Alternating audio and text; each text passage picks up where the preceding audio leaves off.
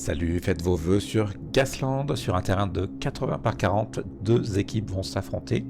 L'objectif est de passer 3 fois la porte centrale dans n'importe quel sens mais en marche avant, ou d'être la dernière équipe avec au moins un véhicule valide. L'engagement s'effectue sur un des 6, chaque véhicule place alors le gabarit de son choix sur le marqueur correspondant et le véhicule arrive de l'extérieur. Si le marqueur est déjà occupé, le véhicule doit utiliser le marqueur directement supérieur. Une fois tous les véhicules sur le terrain, les marqueurs sont retirés et le carnage peut commencer. Les concurrents du jour sont 2 par équipe et jouissent du soutien mais aussi des limites de leurs sponsors respectifs. Chez les trafiquants de Rusty, voici Bernard, une camionnette de poids moyen qui a la particularité de trimballer une remorque, ce qui lui donne certaines caractéristiques proches des forteresses de guerre. À ses côtés, l'agaçante Sucrète et sa camionnette moyenne qui peut cibler à différentes distances à 360 degrés. Alors attention. Du côté des expériences de Vernet, Oscargo, malgré son poids moyen, est monté sur des chenilles, profite d'un blindage et d'un bélier avant et de nombreux éléments pour tartiner le terrain. Avec lui roule Ethic, un buggy léger qui, s'il survit, sera fort utile avec sa navigation satellite et fort dangereux avec son poseur de mine. La partie débute et l'on rappelle que chez Rusty, il est interdit de rouler en ligne droite. Heureusement qu'ils sont habitués, heureusement ils prendraient beaucoup de risques, surtout avec une caravane au cul. Tout le monde avance tranquillement et passe en vitesse 2. Oscargo utilise son gyroscope qui lui donne un avantage aléatoire. Cette fois-ci, ce sera insaisissable, qui donne des malus à l'attaquant en cas d'éperonnage. Ethic profite de survolter, qui lui donne un tri aléatoire également. Temps additionnel pour se débarrasser des dangers quand on passe une porte. Oscargo passe tout proche de la porte et largue 2 fumigènes. Le premier sur sa droite à proximité immédiate et le second à distance directement sur Sucrète grâce à sa catapulte improvisée. Sucrète sort de la fumée et effectue un dérapage contrôlé. Un coup de chance quand on sait la stabilité de ses camions à glace. De sa nouvelle position, Sucrète use et abuse de ses armes à 360 degrés.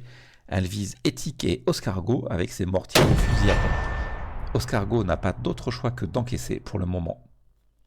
Autour de Ethic qui entreprend un virage modéré et se plante en plein dans le mur qui, comme tous les décors de cette course, est indestructible.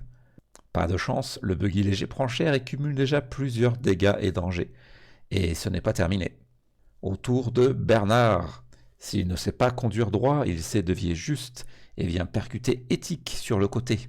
Coup critique. Et ce n'est pas terminé. Bernard, avec sa remorque de poids moyen, peut effectuer un passage en force sur Ethic de poids léger. Ethic est bousculé. Bernard continue sa course et le buggy termine contre la rambarde. Avec tous les jetons de danger, c'est une perte de contrôle qui devrait suivre, mais ce ne sera pas nécessaire, le véhicule est pulvérisé et sort du terrain. La course se poursuit avec Oscargo chez Vernet et Sucrète et Bernard chez Rusty. Ensuite, c'est le chaos, la mêlée.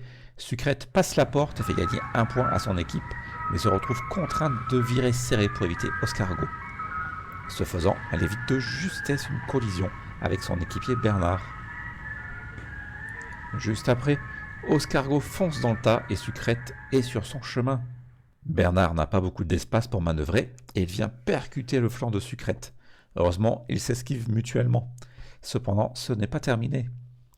Sucrète sature, elle a pris trop de danger et malgré une limite de 8 au lieu de 6 grâce à son sponsor, elle perd le contrôle.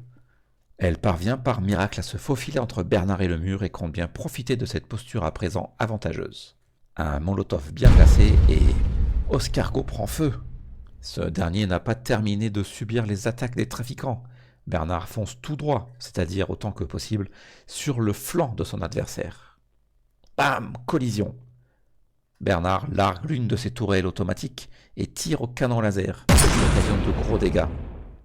Oscargo chauffe, frôle la perte de contrôle et la casse pure et simple. Mais en fait non. La fumée devait empêcher l'usage des armes par le statut désorienté. De même, après une collision, les participants sont normalement désorientés. Quoi qu'il en soit, Oscargo fait un tête-à-queue et se retrouve le nez face au bord du terrain. Laissé tranquille, Sucrète prend le large et entreprend de contourner pour passer une porte une seconde fois. N'oublions pas l'objectif, passer 3 portes dans n'importe quel sens mais en marche avant, et c'est la victoire. Sucrète est en pole position et en profite pour poursuivre sur sa lancée sans être dérangée. Elle doit passer par la fumée, mais c'est un détail, la porte est juste là, presque droit devant. Oscargo fait une marche arrière et passe la porte, ce qui ne rapporte aucun point, mais barre soudainement la route à Sucrète. Bernard arrive en renfort, mais doit se confronter à un face-à-face ridicule. À vitesse faible, 2 véhicules moyennement lourds, équipés chacun d'un bélier frontal, se poussent de presque rien à chaque activation. Sucrète n'a pas chanté sa dernière ritournelle. Elle va tout droit, enfin, elle va tout déviant, pour passer derrière Oscargo. Puis elle contourne une barrière pour idéalement faire le grand tour et passer la porte de l'autre côté, pendant que Bernard et Oscargo continuent leur tête-à-tête. Et là, Sucrète se déchaîne. Depuis sa position, grâce à ses mortiers montés à 360 degrés, elle vise Oscargo et lui fait assez mal pour en faire une épave. Il n'y a plus personne dans l'équipe des expériences de Vernet, et c'est donc une victoire pour les trafiquants de Rusty. Faites vos vœux sur l'indécent Gasland.